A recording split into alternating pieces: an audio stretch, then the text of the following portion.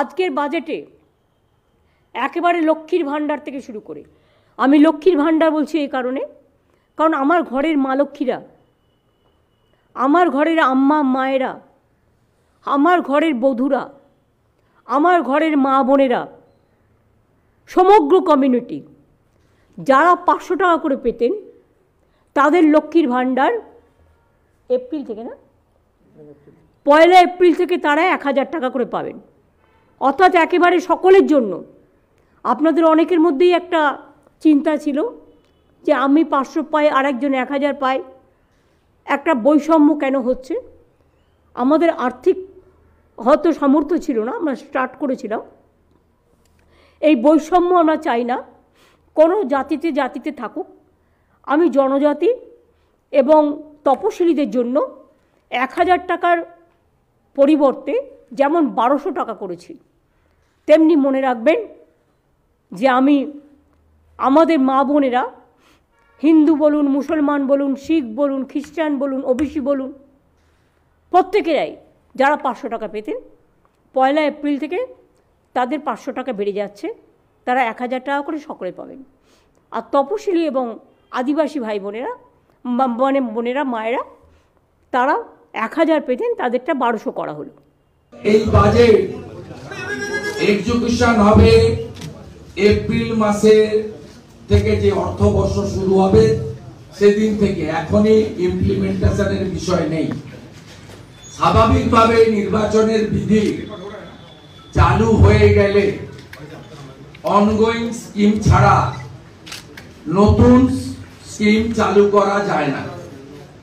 স্বাভাবিকভাবে ধরে নিতে হবে এই বাজেটের অনেক কিছুই শুধুমাত্র লোকসভা ভোটে হেরে যাওয়ার আতঙ্ক, গোটা রাজ্য জুড়ে চোর চোর শব্দে শাসক দিগ্ভ্রান্ত, শাসকের মন্ত্রী বিধায়করা জেলে, সন্দেশখালীতে গণজাগরণ ঘটেছে। তাই ভয়ে আতঙ্কিত হয়ে এই বাজেট পেশ করা হয়েছে। এই বাজেটে 3,66,116 কোটি টাকা এই বাজেট হিসাবে প্রপোজ করা হলেও সোর্স অফ ফান্ড, ইনকাম কোত্থেকে আসবে, রাজস্বর কি অবস্থা ইত্যাদি এই বাজেটের কোনো রিফ্লেকশন নেই। আগে লিডার অফ অপোজিশন হিসেবে এই বাজেটকে আমি আপনাদেরকে এক কথায় বলতে পারি যে এই বাজেট ভোটের প্রচার ছাড়া অন্য কিছু নয়।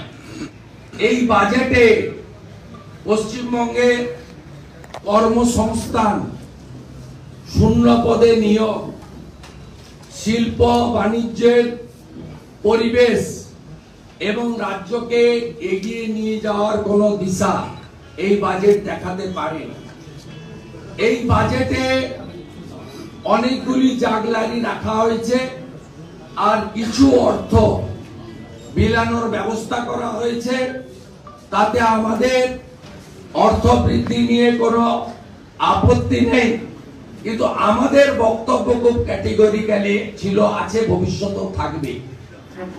যেখানে আসামে মহিলাদের 2500 টাকা করে দেওয়া হয়, যেখানে লাডলি বহিন প্রোগ্রামে 1500-এর বদলে এখন 3000 করে মধ্যপ্রদেশে পায়, এখানে 500 টাকার বদলে 1000 টাকার প্রস্তাব রাখা হয়েছে।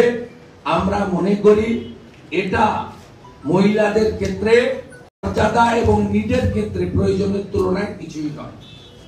এক্ষেত্রে এসসি এসটিদেরকে অপমান করা হয়েছে বলে আমি মনে করি।